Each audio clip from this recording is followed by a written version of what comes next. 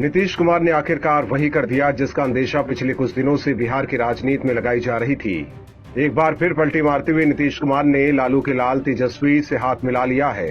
नीतीश कुमार एक बार फिर सीएम बन गए हैं, लेकिन इस बार उनके लिए बीजेपी से मुकाबला करना काफी मुश्किल हो सकता है, क्योंकि असली खेल तो अब शुरू हुआ है। दरअसल राजनीतिक गलियारों में चर्चा है कि नीतीश कुमार पीएम बनना चाहते हैं, इसीलिए वो एनडीए से अलग होकर विरोधी खेमे में शामिल हो गए हैं ताकि 2024 में वो मोदी के सामने विपक्ष का उम्मीदवार बन सके। हालांकि नीतीश को इसमें दूसरे विपक्षी दलों का साथ मिलेगा, ये वक्त ही बताएगा, क्योंकि विरोधी खेमे के कई नेता अपने आप को पीएम पद के लिए अभी से ही प्रोजेक्ट करना शुरू कर दिया है। हालांकि फिलहाल नीतीश की पार्टी ये आरोप लगाकर बीजेपी से अलग हो गई है कि बीजेपी ने जेडीयू को तोड़ने की कोशिश की है। वहीं बात करें बिहार में बने नए सियासी समीकरण की, तो इस बार महागठबंधन के लिए मुश्किलें पहले से ज्यादा है। बदली परिस्थितियों में बिछी राजनीतिक बिसात पर जेडीयू, आरजेडी और कांग्रेस के लिए अवसर है तो खतरे भी ज्यादा है। वहीं बीजेपी इस बात से खुश हो सकती है कि अब बिहार में सत्ता विरोधी रुझान की वो मुख्य और इकलौती लाभार्थी होगी।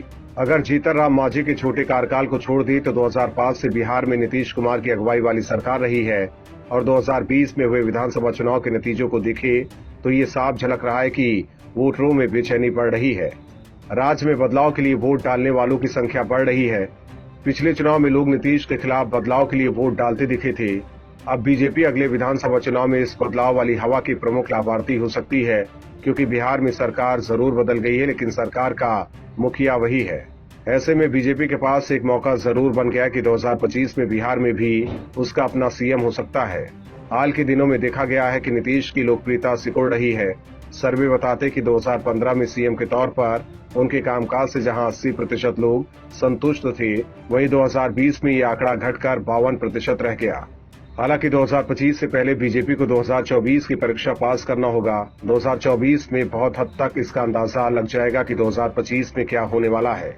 2024 के आम चुनाव में बीजेपी को बिहार में महागठबंधन से मुकाबला करना होगा। हालांकि ये चुनाव मोदी के नेतृत्व में लड़ा जाएगा। ऐसे में बीजेपी यूपी की तरह बिहार में भी महागठबंधन को आसानी से मात दे सकती है। गौरतलब है कि 2019 के आम चुनाव से पहले यूपी में बुआ और बबुआ ने हाथ मिलाया था, लेकिन बीजेपी ने आसानी से उन्हें मात दे दी थी।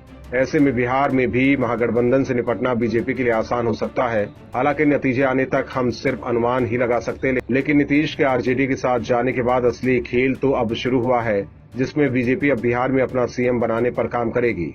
वहीं कहा तो ये भी जा रहा है कि बिहार में भी महाराष्ट्र वाला खेल शुरू हो सकता है, जिसमें बीजेपी, जेडीयू, आरजेडी और कांग्रेस के असंतुष्ट विधायकों को अपने पाले में कर नीतीश के खिलाफ पलटवार कर सकती है। खबर ये भी आई थी कि कांग्रेस के कई विधायक बीजेपी के संपर्क में हैं।